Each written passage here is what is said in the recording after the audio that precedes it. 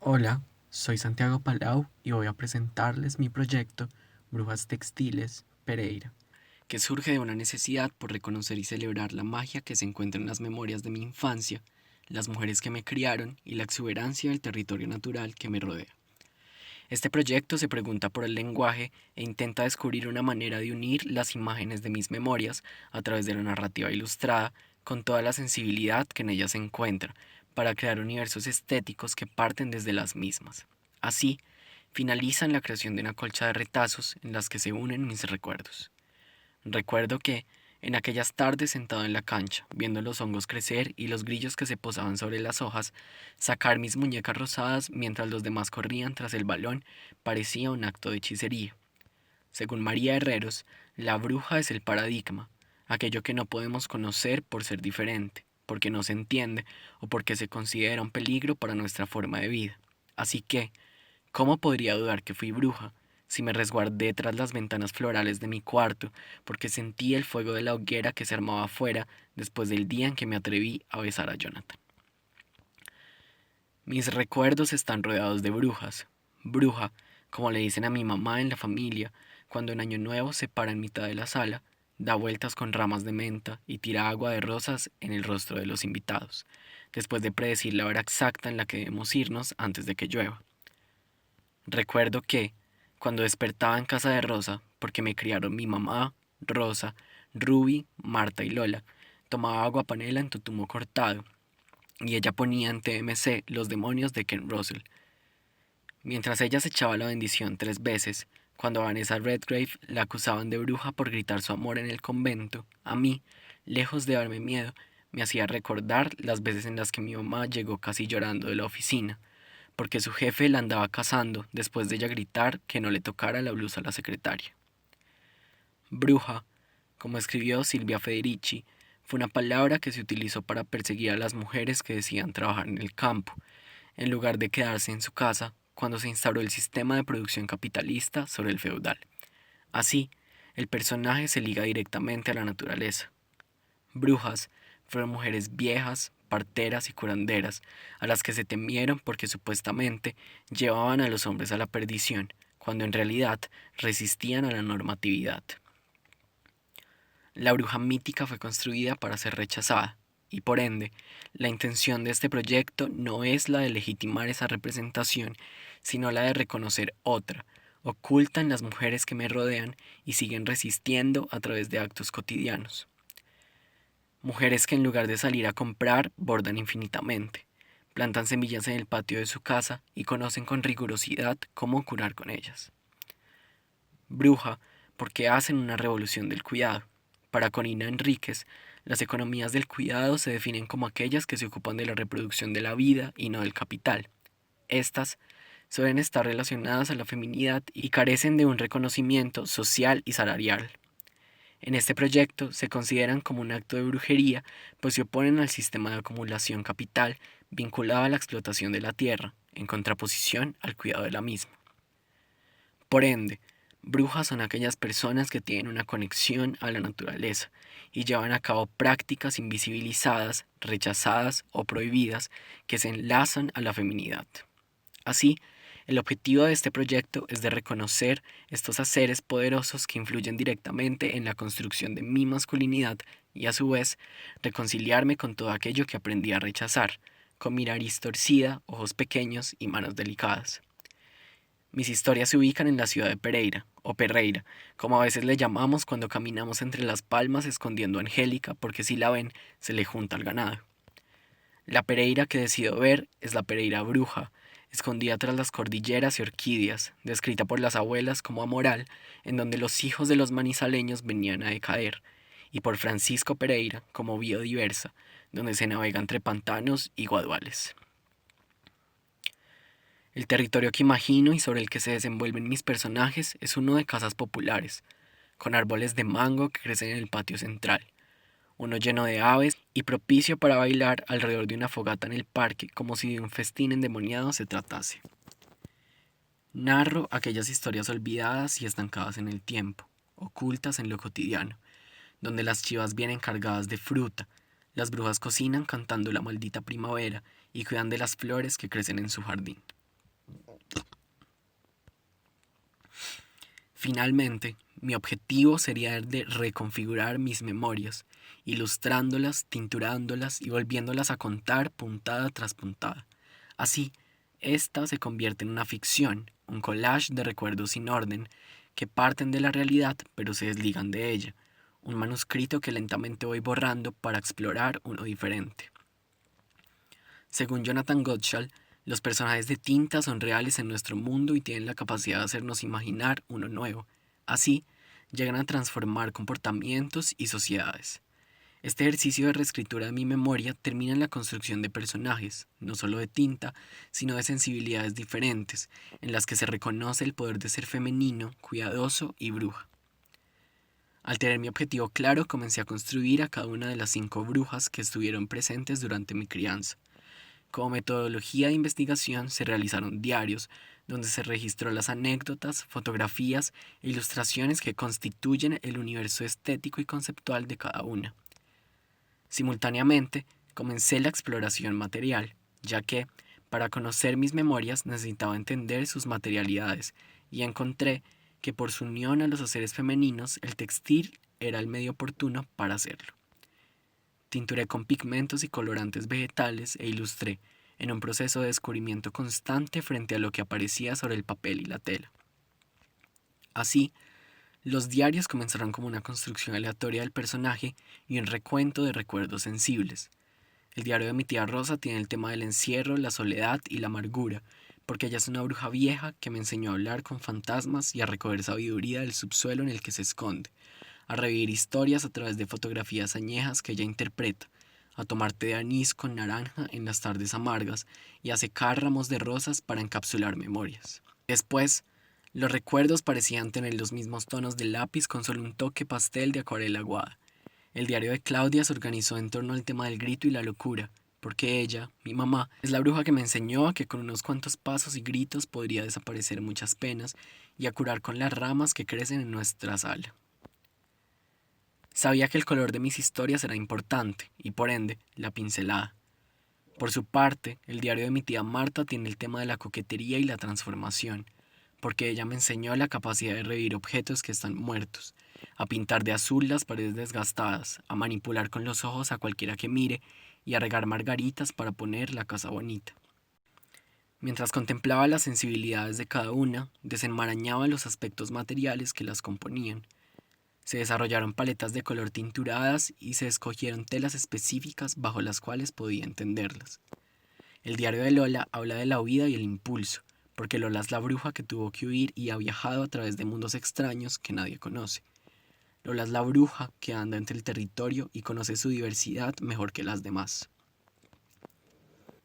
La historia faltante para cada uno de los diarios era aquella que habitaba no solo en lo que yo conozco, sino en su pasado, cuando fueron más brujas, con cabellos largos recorriendo campos de café y bailando libres en las fiestas del diablo. El diario de Ruby es de la sanación y la fragilidad, porque Ruby me enseñó a ver la fuerza que hay en llorar 3 veces al día, a sanar en una larga charla de cocina, a escoger el mejor café y a picar en conjunto las papas de la comida. Los diarios concluyen con un camino conceptual que podría seguir para la realización de las piezas textiles. Mi diario gira en torno a la liberación, la sensualidad y a los sentimientos que comienzan a fluir en el mundo de mi Pereira nocturno, en el que los secretos rasgan la piel y finalmente desaparecen escondidos tras las plantas gigantescas de plátano que nos resguardan.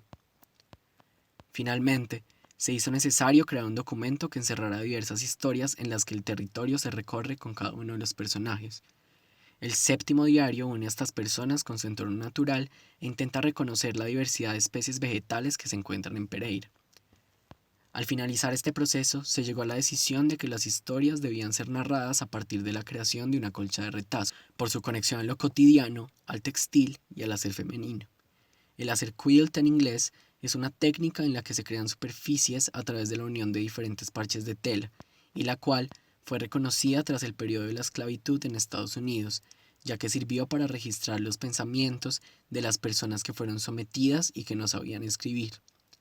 Por esto, se integró al proyecto como un hacer que expresaba la resistencia de aquellos que lo encontraban como única manera para preservar sus historias y prácticas, cargadas de sabiduría y sensibilidad. Al llegar a esta conclusión, Realicé experimentaciones materiales a través de la ilustración textil.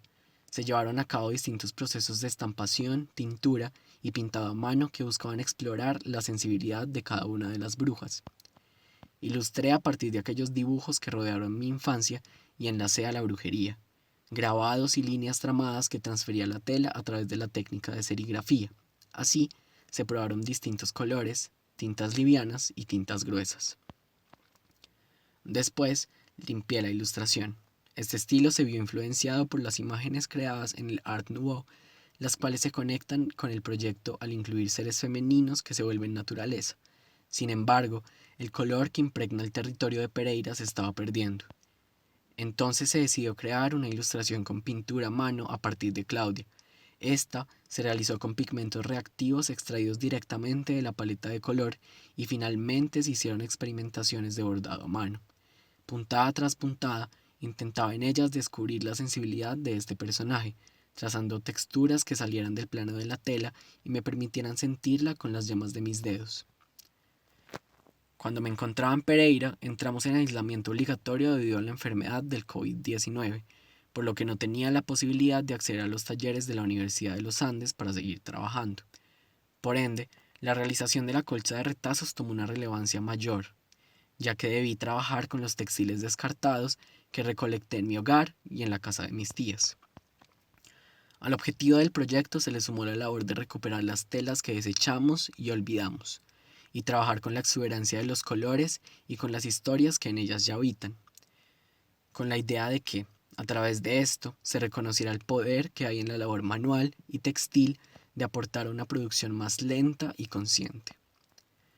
De esta manera, el proceso de creación de las piezas finales se convirtió en un constante descubrimiento.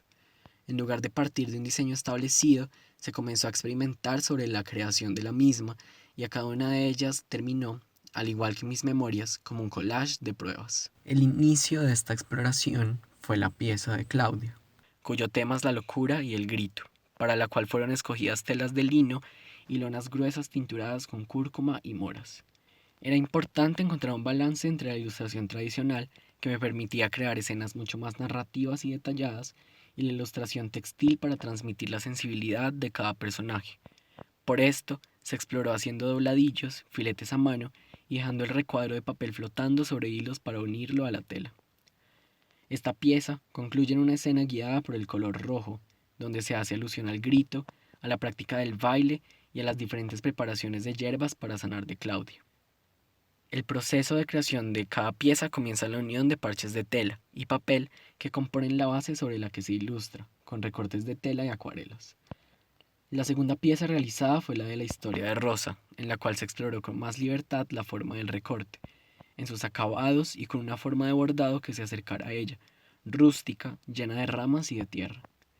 En esta también se incluyó el bordado tipo boró, una técnica japonesa utilizada para darle más resistencia al textil.